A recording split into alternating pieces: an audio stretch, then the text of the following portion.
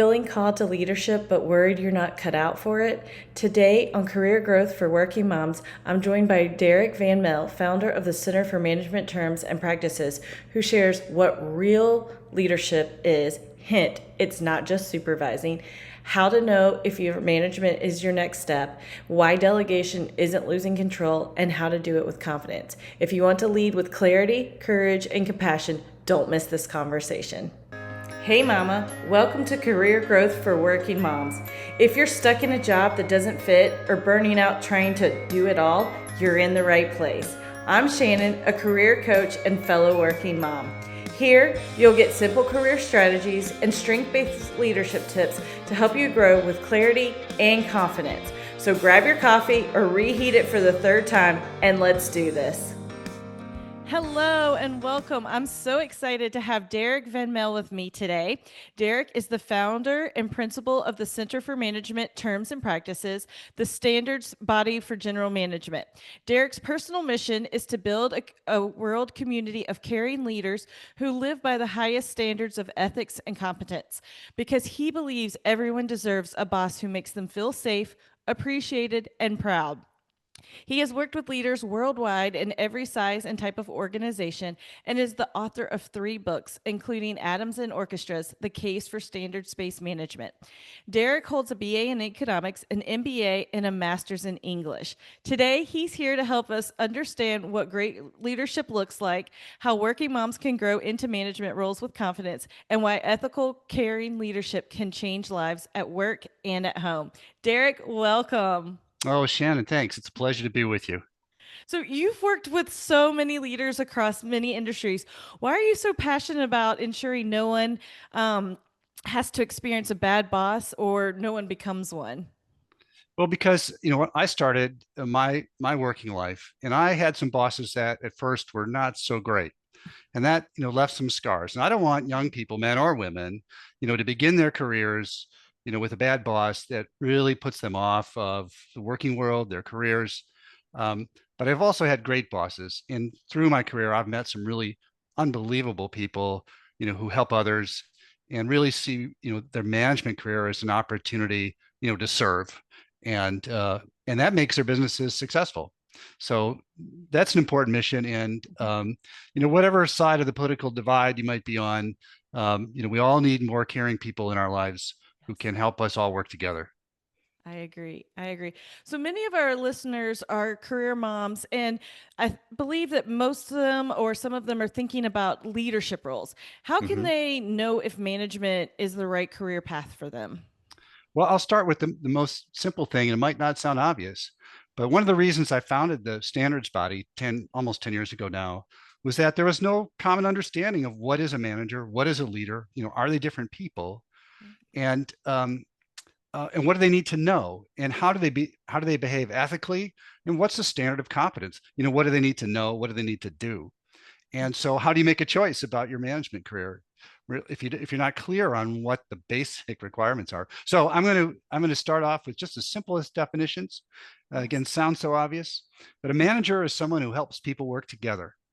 And for any parent, moms or dads, getting a group of people to agree is not easy to do. So a Yes. manager is someone who helps people work together. A leader is someone who inspires them to take a risk. And here's the thing, they are not different people. There's a lot of conversation. Well, I aspire to be a leader. You're a great leader. Managers are somehow sort of second rate or second tier. Yes. No, you can't manage. You can't help people work together unless you can inspire them. And you Right. can't inspire them to a big goal unless you know how to make that possible. In other words, you can manage. So getting clear on what is a manager. And a lot of people think that management is just about supervision. Now, that's, of course, a big part of it, of working with your team, hiring people, getting them to collaborate, dealing with problems, and so forth. But being a manager is 3 other basic things besides that. You have to have, you know, competency, business acumen, and the best practices of management, marketing, operations, HR, and so forth. If you want to Hmm. be able to work cross-functionally and stay in the loop, very important and very difficult for working moms. You have to also work on personal development, decision making ability, time management. I work now with a woman. I won't say her age, but she's a working mom. And she just does an amazing job at her place of business about establishing both rules and flexibility about how she uses her time. And the organization doesn't hurt maybe that the HR director is also a working mother, and the company is owned by a working mother. Oh, But wow. it really is incredible what she's been able to do. Very different from my wife generation, that who also did an amazing job keeping things balanced.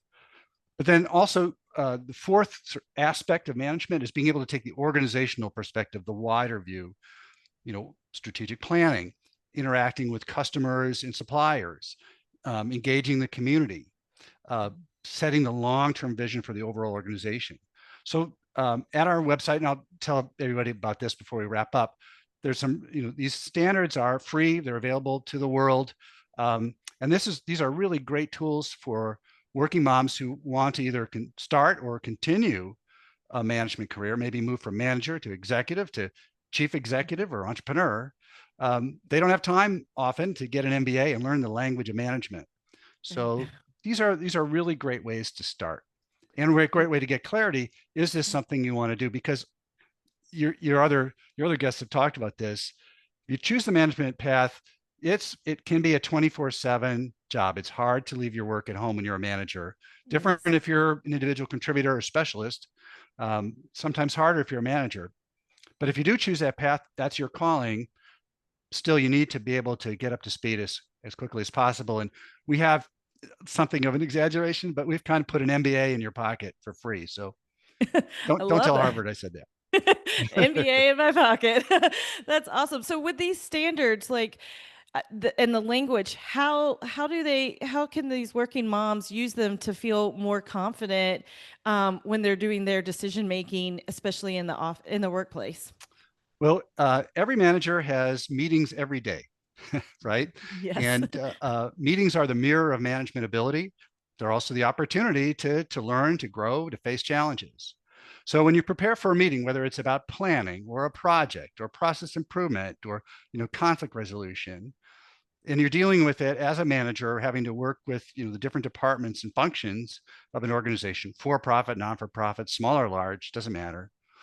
Family owned, certainly. That's a whole other topic, family owned businesses, but okay.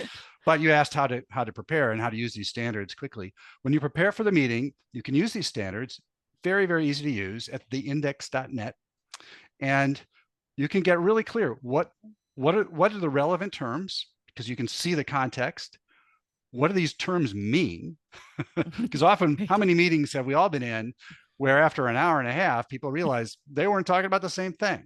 So Right. clarity of terminology and asking great questions, which is always what great managers and leaders do.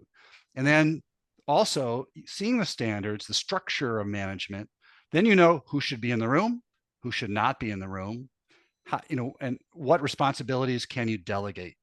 So running meetings and being able to delegate are opportunities that happen every day for working moms who are on the management path. And these are tools that help them, learn as they go. I mean, there are more formal ways to do it. Um, you mentioned my book, but that these are tools are meant to be very, very easy to use and to prepare for those meetings, which are opportunities to learn and to shine. Right. You brought up delegation, and I think as a working mom, that's sometimes one of the hardest things to do because we feel like we have to do it all. So, Mm-hmm. what would your advice be for delegating and not feeling guilty or out of control for these working moms? Yeah, that's a critical question, because it's delegation is what makes an organization valuable. If we're Right. not delegating, we're just a bunch of people sitting together, right? And not Yes. taking advantage of our different strengths and weaknesses. Right. And I know a lot of working moms, as moms, are really, really good at that, delegating. But the key thing to keep in mind about delegating is that the best way to delegate, successful delegation, is when that working mom manager delegates the goal, not a task, Oh. right? So they go to another person or a group of people, and they say, here's this big project. Here's what it's for. I've seen the organizational perspective. I know what resources are needed. What we're trying to accomplish is this. Clarity is everything, of course, in Right. delegation.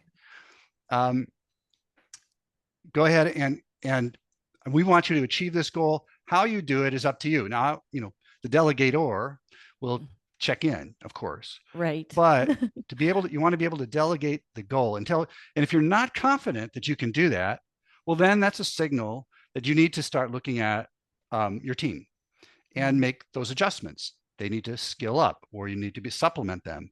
Maybe you've got a Right. problem person that needs to go work somewhere else or on some other team, or you haven't been clear on what you're trying to accomplish. But Right. also, but there's an idea in Eastern thought called parental mind, Yes. and this is something that working moms, working dads too, but working moms should not hesitate to tap into, and that is when you're delegating, you can bring your parental mind to bear, right? I'm going to, in other words, honey, you're thinking to your kids, I'm going to let my team, they're going to make mistakes. Hmm. That's has to be accepted. The Right. working mom has got to let her bosses know that that's going to happen. They should be familiar with that if they're good delegators.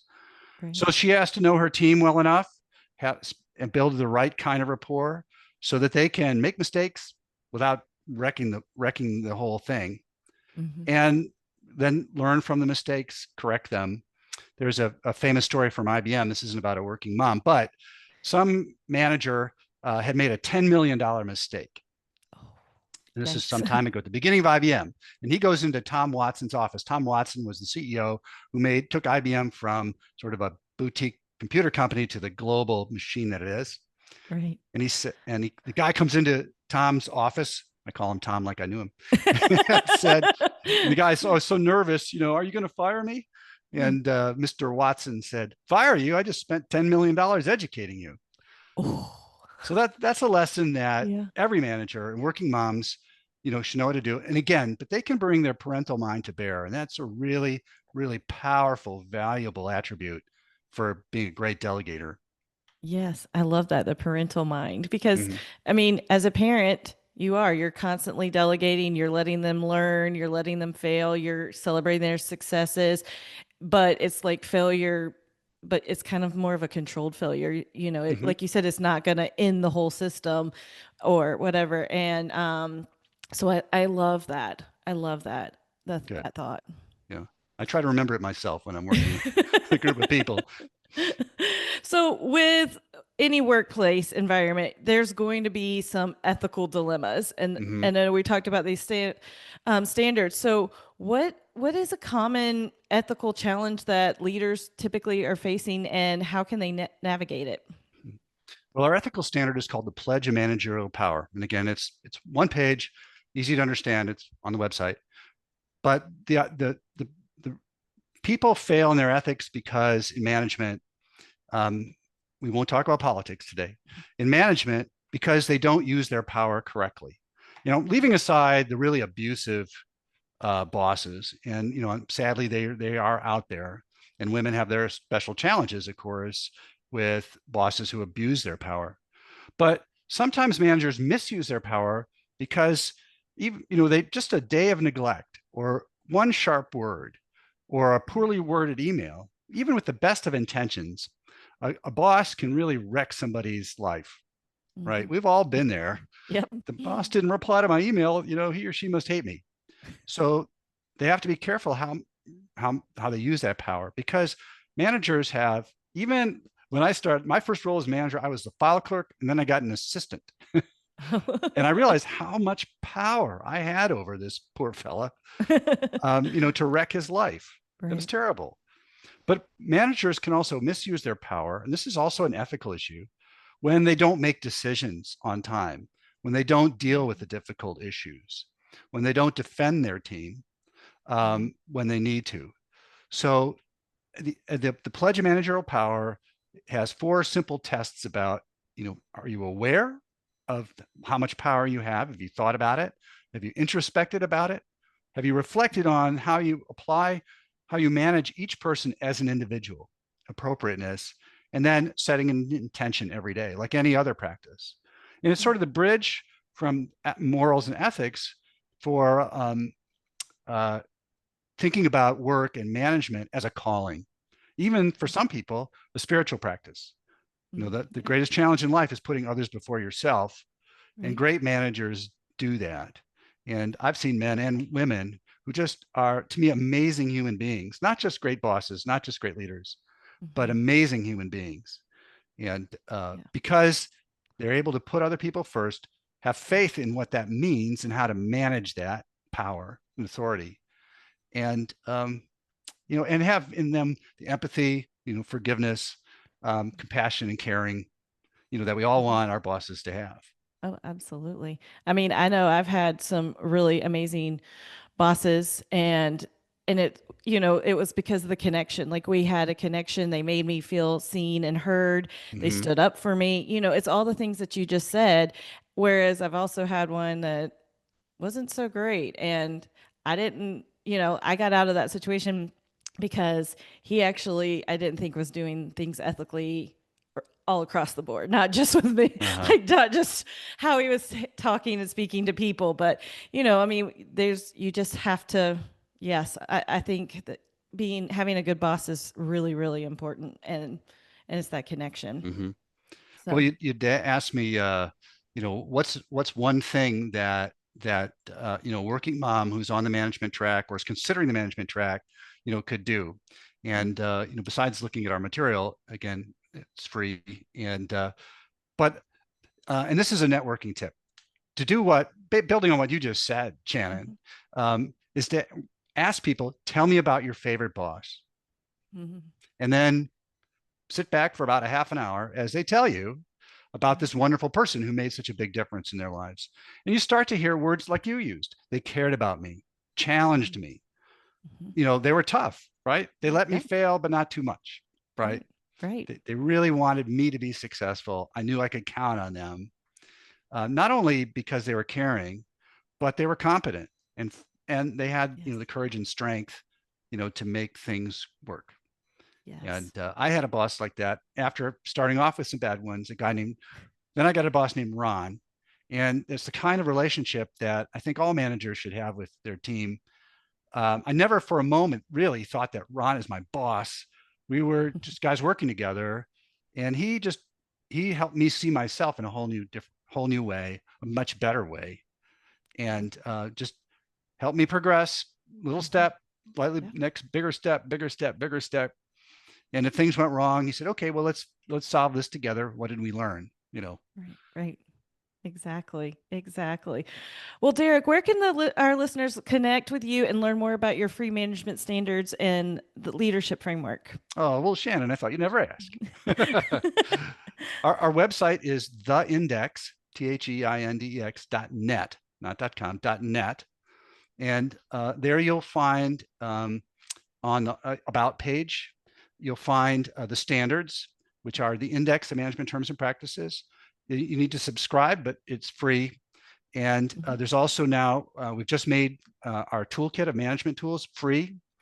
Uh, you'll find information about, our book. And for any of your listeners who really just want to get a little extra help or get clear, of course, they can contact me and I'm happy to help them out.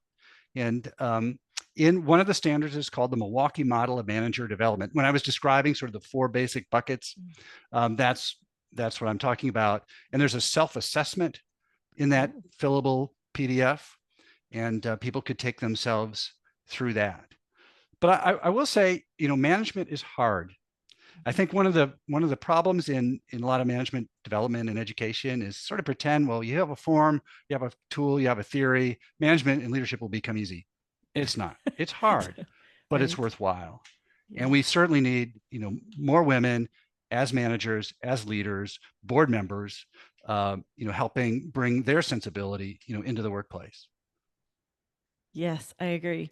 So before we wrap up, I like to leave my listeners with one action item that they can take today to be a better leader. So, what action item, small but powerful thing, would you like to tell them to do? Sure. Challenge them to Well, do? two I mentioned, which is study the standards and maybe take the self-assessment, ask people about their best boss. But the simple, practical, maybe the most challenging step, one of the tools is called the quarter page meeting planner. It's a quarter page because you printed out the PDF and you can fold it in a quarter, stick it in your pocket. But it captures on one piece of paper, prompts you to, when you go into the meeting, what are we trying to accomplish? What are the relevant issues? What are the 3 great questions I'm going to ask? And nothing will keep you in the loop better, or better still, give you a reputation as, oh, Shannon runs the best meetings, than mastering this really simple tool. And again, if anybody wants some help with that, I'm happy to talk them through it. I love that. Well, thank you so much for being here today, Derrick. I learned a lot. Well, thank you, Shannon. Hey, Working Mama. I hope you enjoyed today's episode. If so, would you take 30 seconds to share it with a friend who's stuck in her career but doesn't want to sacrifice her family to grow?